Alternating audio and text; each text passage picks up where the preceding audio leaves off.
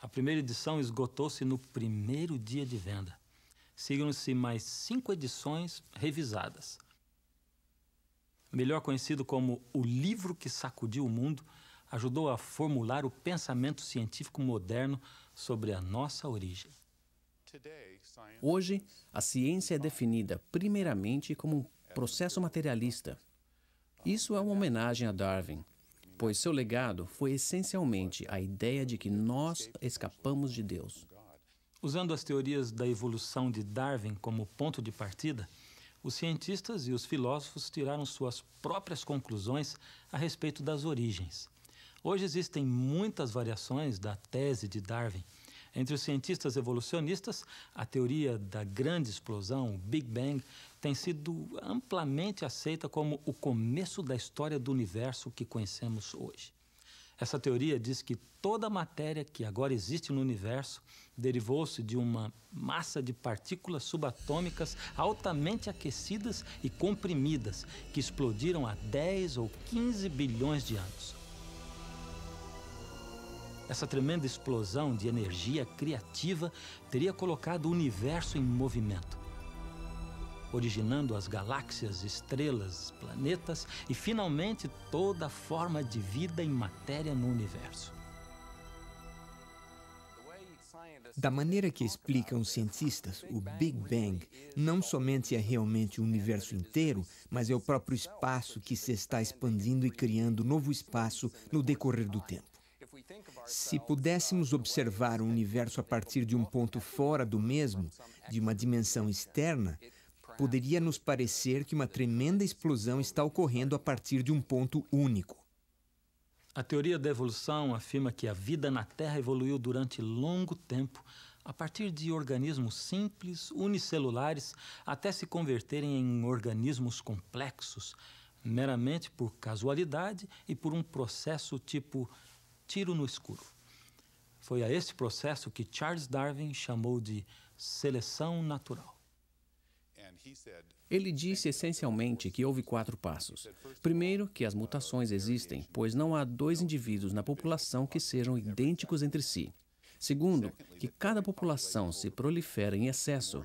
Nascem mais pessoas do que as pessoas que conseguem viver até o ano seguinte. Isso nos leva ao terceiro passo, que é a luta pela existência, a rivalidade e a sobrevivência do mais apto, o qual é simplesmente aquele que tem a vantagem de fazer as melhores variações. Por último, as mutações são hereditárias, de tal maneira que os descendentes dos que sobrevivem também têm a capacidade de realizar essas variações adequadas. Somos nós o resultado desorganizado e acidental da evolução por seleção natural? Ou somos a obra de um ser supremo, seja ele o Alá do Alcorão ou o Deus da Bíblia? Devemos a nossa existência aos deuses dos astecas ou dos babilônios ou aos extraterrestres do espaço? Qual é a verdade sobre a nossa origem? Hoje, a teoria da evolução é apresentada aos estudantes e promovida nos meios de comunicação como se fosse um fato comprovado. Entretanto, a verdade é que a teoria da evolução é simplesmente isso, uma teoria. Seus fundamentos científicos não são firmes. O biólogo molecular e autor Michael Denton nos faz entender o seguinte sobre Charles Darwin e sua teoria. A percepção popular de um Darwin triunfante, cada vez mais confiante na sua noção de evolução depois de 1859, é uma farsa. Muito pelo contrário, quando a última edição do seu livro Origem foi publicado em 1872, ele se encontrava cheio de dúvidas e frustrado pela sua incapacidade de responder às muitas objeções que se tinham levantado contra a sua teoria. A teoria da seleção natural de Darwin não pôde ser testada na época dele, exatamente pela falta de equipamentos científicos disponíveis. Hoje em dia, os cientistas já podem estudar os complicados sistemas, mesmo nos organismos unicelulares. Muitos creem que uma célula é menos complexa que os organismos multicelulares. Darwin também cria isso, que o organismo inicial era de uma só célula. Ele pode ser desculpado por pensar assim, porque o equipamento para olhar dentro de uma célula ainda não existia. Agora que o temos, ao examinar uma célula, vemos que ela é muito complexa.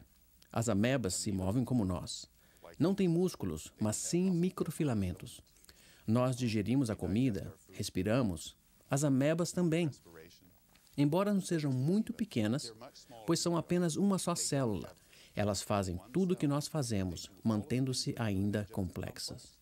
A complexidade da forma de vida mais simples é uma das razões por que muitos cientistas estão cada vez mais descontentes com a explanação evolucionista que se baseia no simples acaso, sem guia algum. Os cientistas têm boas razões para duvidar da certeza da casualidade. Veja bem essa simples demonstração para você entender melhor. Eu tenho aqui 3 blocos numerados, 1, 2 e 3. Há 6 combinações possíveis desses 3 números. Eu ponho os blocos nessa caixa e vou chacoalhá-la bastante. Agora, se tiro os blocos um por um de dentro da caixa, que chance eu tenho de tirá-los em ordem numérica? Bem, a expectativa de que saia o número assim, nessa ordem exata, 1, 2 e 3, é na média 1 em cada 6 tentativas.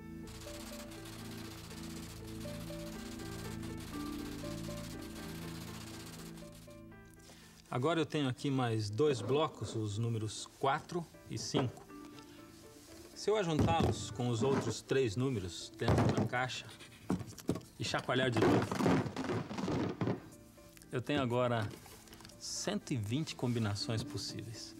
Segundo a lei da média, a expectativa de tirar da caixa esses números na ordem numérica, exatamente assim, 1, 2, 3, 4, 5, é de apenas uma vez em cada 120 tentativas.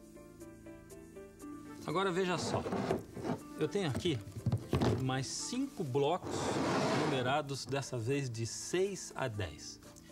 Se os ajunto aos demais blocos, agora a possibilidade de tirar os 10 blocos em ordem numérica é uma vez em cada 3 milhões e meio de tentativas. Mas vamos expandir um pouco mais esse quadro. Se eu me programasse para tirar os 10 blocos da caixa uma vez cada 15 segundos, dia e noite sem parar, poderia tirá-los em ordem numérica, na média, uma vez a cada 18 meses. Agora, o que aconteceria se eu dobrasse o número de blocos numerados para 20? Quanto tempo eu levaria para tirar os blocos em ordem numérica de 1 a 20? Suponhamos que eu pudesse fazer isso tão veloz como um raio e conseguisse tirar todos os 20 blocos uma vez por segundo, repetindo segundo após segundo, dia e noite sem parar. Então, a lei da média me permitiria conseguir tirar todos os 20 em ordem numérica apenas uma vez cada 77 bilhões de anos. Esse jogo de números não é nada comparado à emaranhada complexidade da matéria mais simples. O fisiologista e autor Pierre Lecontenue, no seu livro Destino Humano, calcula que a possibilidade de se formar, por acaso, uma molécula de proteína de 2.000 átomos seria de apenas uma vez em 10 elevado à 321ª potência. Não há nem sequer maneira de se escrever esse número que venha fazer nexo. Mas se você quiser escrevê-lo, pegue uma folha de papel bem grande, coloque o número 1, seguido de 321 zeros. Escute só o que diz Lecontenue. Os acontecimentos que precisam um tempo infinitamente mais longo do que o tempo calculado da duração da Terra para se manifestar uma vez na média, pode ser considerado humanamente impossível.